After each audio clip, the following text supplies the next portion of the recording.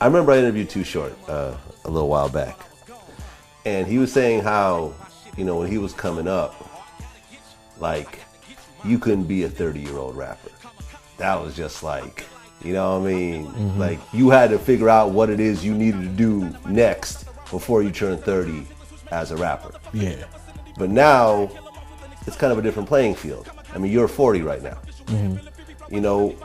How is it being in that age bracket and being a rapper today? I mean, it's cool knowing that the biggest rapper is almost 10 years older than you or something. You know what I'm saying? So right, when Jay-Z? when you're thinking about the Jay-Z's and the Eminems and Kanye West and, all of these artists. Kanye's like, what, 35? He's a little bit younger. Yeah, but that's up there. Okay. He fits in the category of what you was talking about. So within a 10-year gap. Yeah, 35, so 45. Yeah. Yeah, the conversation changes. I mean, when you talk about in that era of coming up, and you talk about now, and you speak in 20 or 30 years, that's a music that was young that's now 20, 30 years older. So whereas then you didn't have a such thing as a 30-year-old rapper at one point. Now you can name. Well, you kind of did, but they stopped being relevant. Because you still had the Melly Mels and kind of like the Run DMCs and stuff like that. That were once they hit the 30, right. 33, so whatever. I guess what I'm saying is, in a lot of senses, I remember the era where you really peaked as an artist by the time you hit 30, and then. Those rappers that you're naming now that were 30 then is the reason why we're able to say, hey, guess what? There are 50-year-old rappers now. Yeah. You know what I'm saying? We got 50-year-old rappers now. You know what I'm saying? Because the music is that much older. And remember when Nas or these certain artists came out, Nas or Eminem, a lot of these artists were at the peak of their career when they hit 30. Yeah. Even Jay-Z. That 30 number was the marker when you...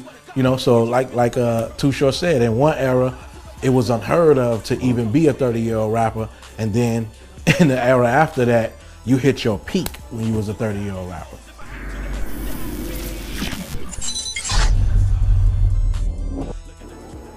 What's going on, Tubers? You know what was funny? Kind of like earlier this week, well, we're in the weekend now, but I kind of been having this battle in my head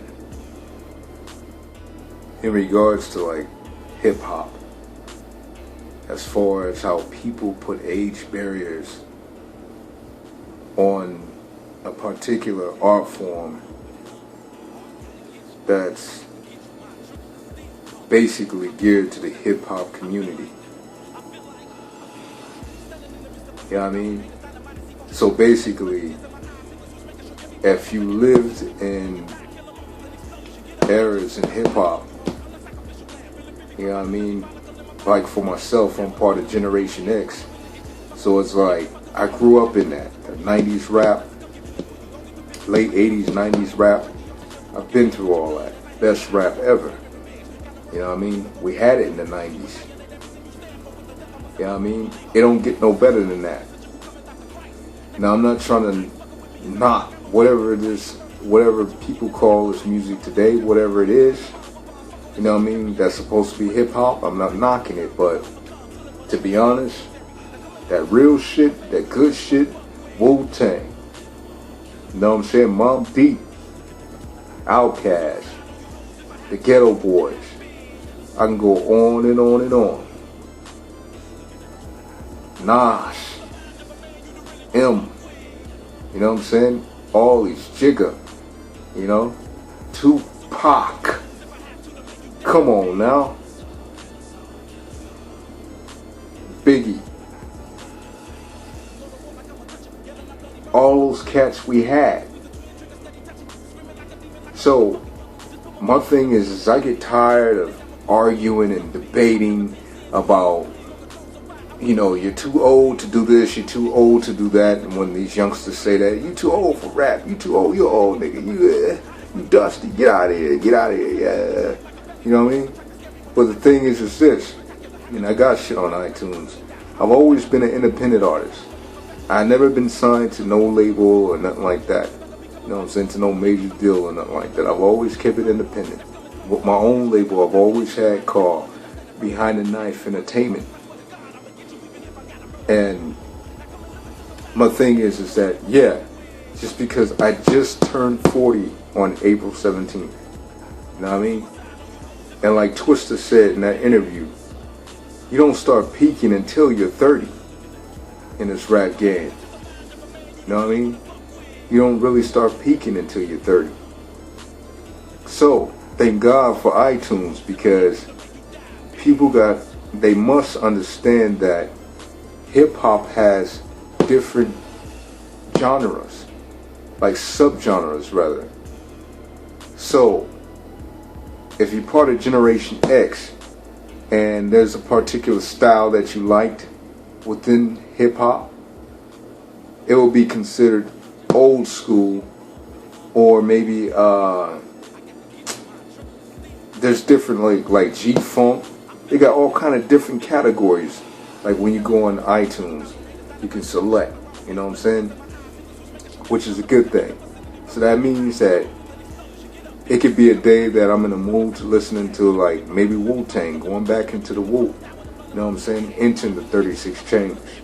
I could do that with my iPod on and still feel good about it. When I want to hear, bring the motherfucking ruckus, bring the motherfucking ruckus. When I want to hear that, I can do that. If I want to hear my favorite MC ever, Jizza the Genius from the Wu. That's my favorite MC ever. If I want to hear that, Liquid Swords, you know what I'm saying? That's my favorite shit. If I want to hear that, I can bang that. I don't have to listen to all this shit that's out today. That can't compare to what Generation X had. If you've been in the studio making tracks all your life, making tracks, beats, writing fucking bars, you've been doing it all your life, and even if the world don't even know you, and you got underground shit that you can just listen to, even if you ain't trying to sell it to the public and you just want to just keep it to yourself, that's a good thing. You know why? Because it's your art.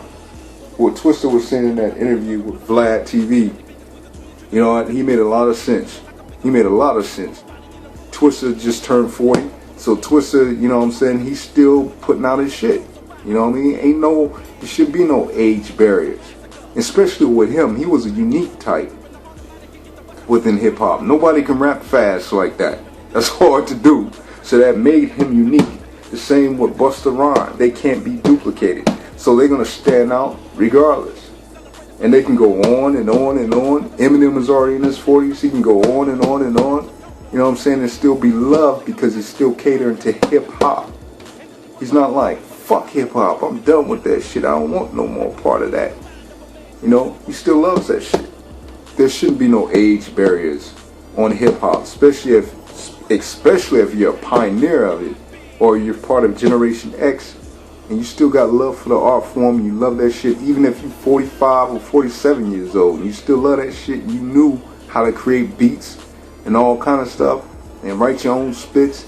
You knew how to do that, and if you want to just do this shit for fun like myself, why not? So don't give up on hip hop.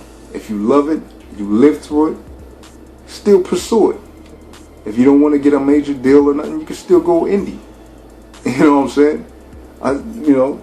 I'm not bragging or nothing, but then sometimes when I see like some digital downloads that's been like in the UK, somebody's buying Blue Jay's track, you know what I'm saying? It's like it makes me feel good that I have a fan across the world. People that want to say, oh, you old, nigga. Don't do this shit. But to be honest with you, and I'm not trying to slam nobody, but this shit that I hear nowadays, this is on this shit can't compare with what we had in our era, in Generation X. None of this shit can fuck with that. We lived through the real, pure, raw hip-hop. This shit that they got now, this shit now can't even compare. This ain't just a young man's game.